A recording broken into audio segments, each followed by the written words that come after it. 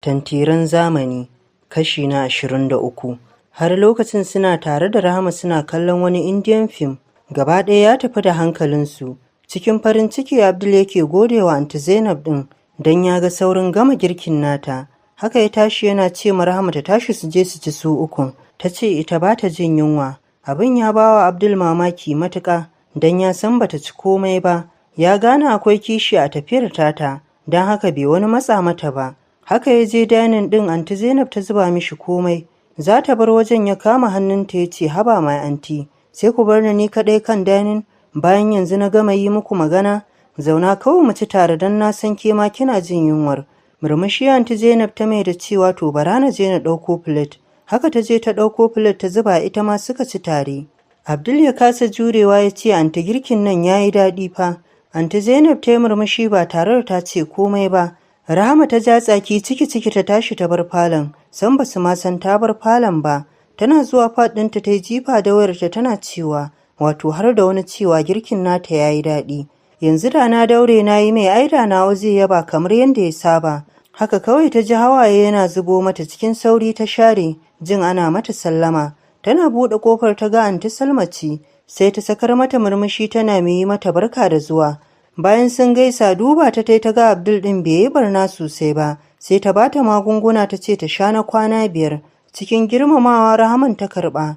Aunty Salman ta tafi don ta ce sauri take, ba za ta iya leƙawa gun Zainab ɗin ba sai ta ƙara zuwa wani lokacin. Shi ko Abdul da ya gama mai da kallon gun da Rahama take sai ya gabata nan. Ya ce da Aunty Zainab ina Rahama ta yi, ta ce ban san lokacin da ta tashi ba, ina ga tana fat ɗinta. Shiru ya mata da tashi zai ɗauki jakarsa sai ta riga shi tana cewa, mu je na yi maka rakiya zuwa mota ba na barka ka tafi haka kai ɗaya ba. Murmushi ya mata tare da shafa fuskar ta ya ce, za mu yi kyau da soyayya anti, don Allah ki karɓe ni a matsayin mijinki. Ina son na raye da ke rayuwa ta har abada da zan baki farin ciki. Murmushi ita ma ta yi da cewa ya zan yi da kai Abdul, tunda ka ce min babu saki tsakanina da kai, don haka na sa ma zuciya ta dangana. Zan rayu da kai rayuwa irin ta ma'aurata. To na gode sosai. Yanzu bara na marhama sallama sai na fito ko? Aunty Zainab ta ce hakan yayi a fito lafiya.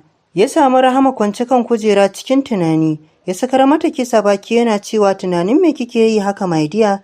Ta ce tunani nake yanzu har kwana 3 za ka yi? Ba ni ba jikinka kusa da ni musamman yayin bacci.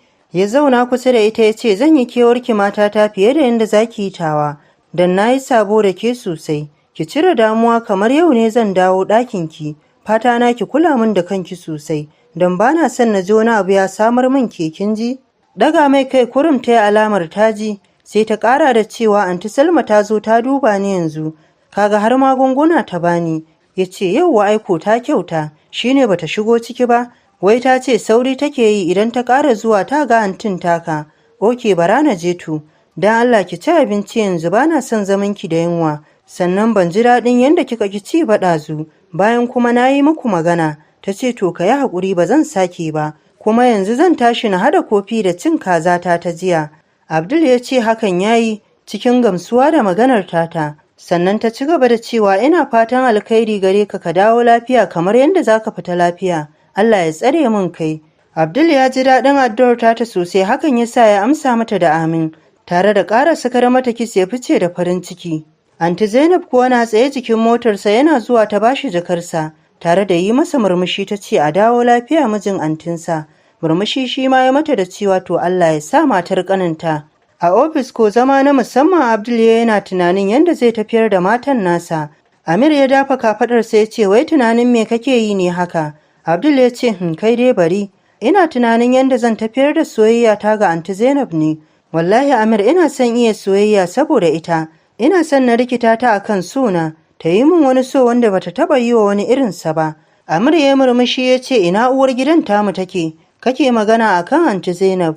Abdul ya lamshe ido don tuno mishi da Rahama da ya yi, ya ce tana nan san bana ta ita yanzu.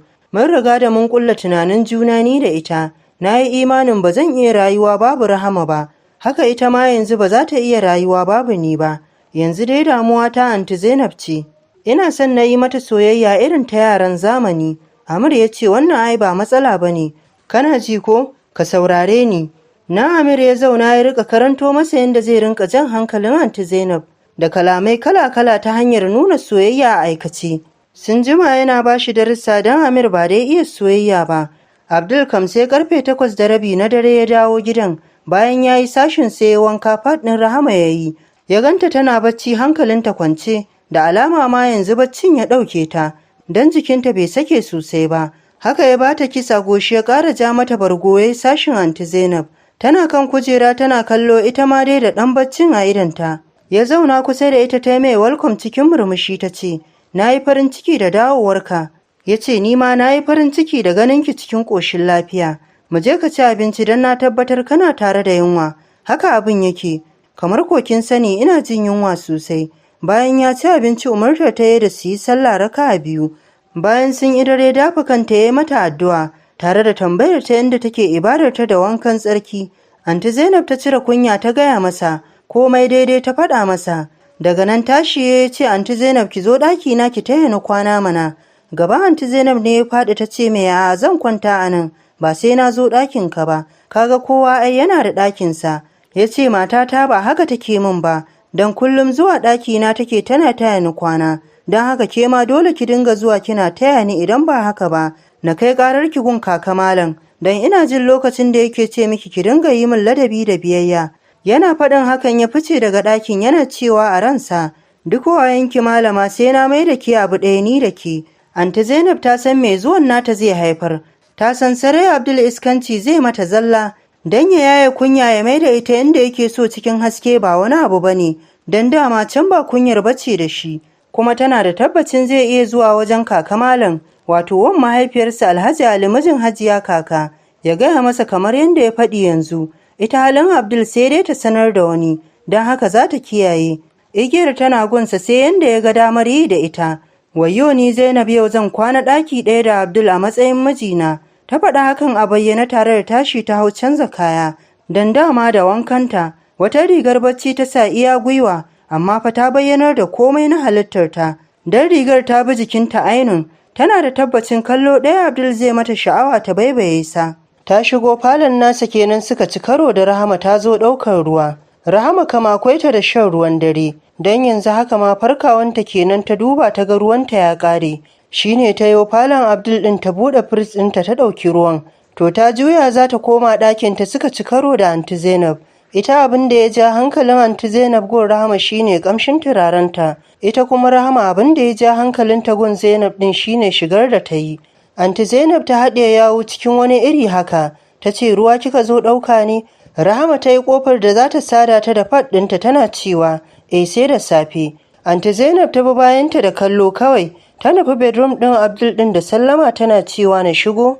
Ko da ta shigo Abdul ya saki baki yana kallonta. Gaskiya shigar tata ta burge su sai da ya lamshe ido tare da tashi ya ce, "Anti aikin shigo, kawai kulle min ƙofa." Ya faɗa hakan yana mai ƙarasawa gare ta. Sai da ta kulle ƙofar ya hau ƙara kallonta daga sama har ƙasa yana mai ci gaba da cewa, "Anti gaskiya kin yi kyau sosai a shigar nan.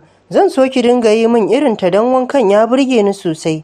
Anti kin ga cinyarki da ƙugunki kuwa? Kin ga yadda rigar ta zauna a jikinki kamar dama don ke aka yi? Sai fa na zama yar iska zan zauna da Abdul lafiya." Anti Zainab ta faɗa hakan a ranta cikin matuƙar jin kunyar zancen nasa. Bata ankara ba sai jin ta yi a jikinsa. Yana aika mata da irin na ɗazu da safe, wato shomin kis ɗin nan nasa. Cikin lokaci ƙanƙani komai ya fara wanzuwa. Sannan hankali Abdul ya yi ma Anti Zainab abin da Salisunta yake mata cikin dare.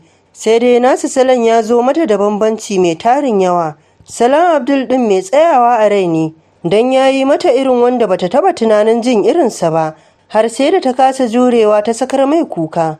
Wannan abu da ya faru tsakaninsu ya tsaya a ransu matuƙa. Kowa yana da tarin tambayoyi cikin zuciyarsa. Dama Anti Zainab haka take? Dama Abdul haka yake? Wannan tambayar ita ce suke ta yi wa kansu. Gaskiya Abdul ya ji daɗin raya sunnar da ita. Tsakaninta da Rahama kaɗan ne, don jin da ya ma Rahama ba jin da zai iya mantawa nan kusa ba ne. Gaskiyar magana ita ce zai ƙara tantancewa tsakaninsu. Wace ce tafi bashi natsuwa ya fi jin daɗinta a dararrakin nasu. Kansa ya kulle yana dai ganin kamar ya fi jin daɗin Rahama, amma da yake yanzu yana tare da Anti Zainab, sai yake ganin kamar ba wacce tafi kowa a cikinsu. Kai dole a samu bambanci, amma dai zai tantance. Wannan tunanin yake ta yi Anti Zainab na makale a ƙirjinsa. Ita kuwa Anti Zainab wata soyayyar Abdul ɗin ce ta ram da zuciyarta. Ashe Salisu ba abin da ya sani wajen iyawa da mace. Ga ƙanin bayansa ya fi iya tafiyar da mace. Gaskiya iyawa irin wannan tana ƙara zazzakar ƙauna tsakanin ma'aurata. Bata san lokacin da ta sakar wa Abdul kisa kumatu ba. Ya kalle ta sai ta ji kunya ta kama ta rintsa ido. Ya yi murmushi da cewa ni ma fa na ƙara son ki da ƙaunar ki antina. Shiru Anti Zainab ta mishi bata ce komai ba. A haka ko bacci ya yi awon gaba da su. Rahama ko kasa jura yadda ta ga Anti Zainab ta yi. Dan sai zirga-zirga take a ɗakin nata tana jan tsaki. Da yin magana ita kaɗai kamar wata zarariya. Fadi take lallai ma matar nan. So take ta nuna min karuwanci ni da gidan mijina.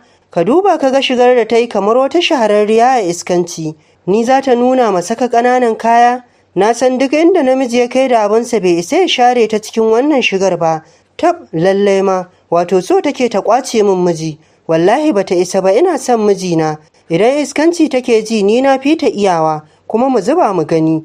Dama dan tun da farko ba san shi nake ba, shi yasa san ban damu da yin shiga irin wannan ba. Amma yanzu tun da na san daɗinsa zan nuna mata ita ƙaramar 'yar iska ce. Haka Rahama take faɗi a bayyane tana jan tsaki. Nan ta ƙara jin tsanar Anti Zainab ɗin a ranta. Haka cikin daren ta jawo dukkanin akwatunanta na ƙananan kaya, wanda take tarawa don yi wa mijin aurenta tanadi, da wanda take sawa a gidansu kaf ba wanda ta bari. Kaya ne masu yawan gaske. Dan a kashi 130 ne zaka cire shi ne kayanmu na gida, wato sa tamfa da leshi da kuma material. Duk sauran kuwa ƙananan kaya ne, sai kayan aurenta da aka sa mata su ne kaɗai na arziki, kuma ko ɗaya bata ɗinka ba. Don masifar kishi irin na Rahama a lokacin ta shirya kayan da lokutan da za ta dinga sa kowanne. Ba ita ta samu yin bacci ba sai kusan karfe 2 na dare, don ma ta samu ta yi nafila raka'a 2 ta gaishe da Ubangijinta tare da roƙon gafararsa akan rayuwar da ta yi a baya. Don tun da asirin jikinta ya karye ta dawo yin ibadarta a kan lokaci. Washe gari tun da safe Anti Zainab ta yi nasarar yin sashinta, bata ƙara yarda suka haɗa ido da Abdul ba. Wata kunyar Abdul ɗin take ji kamar me, musamman idan ta tuno da yadda daren nasu ya kaya, idan ta tuno da yadda take mai kukan daɗi rantsa idan ta take gam kamar ta ga wani abin tsoro. Dama shi ya san za a yi hakan tsakaninsa da ita, dan tun da ya shiga toilet ya fito ya ga babu ita ya san me yasa ta gudu. Sa Anti Zainab kenan, ta ji daɗin da bata taba ji ba. Abdul ya faɗi hakan lokacin da ya gama shiryawa don fitowa zuwa ofis. Ya ga breakfast kan danin nan ya shiga tunanin waye cikin su. Anti Zainab ce da shi hakan yana nufin ita ce ta yi kenan. To yaushe ta yi? Ya tambayi kansa. Sashin Rahama ya ji tana wanka. Ya tsaya bakin kofar toilet din yana cewa, "Ma baby ki sauri ki fito na ganki, dan nayi misin ɗinki sosai fa. Gashi ina jin yunwa zan so ina ganin ki ina breakfast, dan abin zai yi min sweet matuƙa." Rahama ta yi murmushi da cewa ka je dining ɗin ka jira ni, yanzu zan fito. Ya ce kin tabbatar? Ta ce Allah ba zan daɗe ba.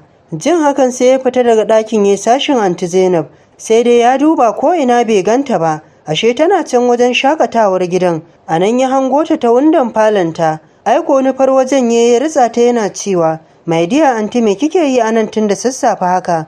Anti Zainab ta ja numfashi da ƙyar ta ce, "Kawai na ji sha'awar son ganin furanni ne."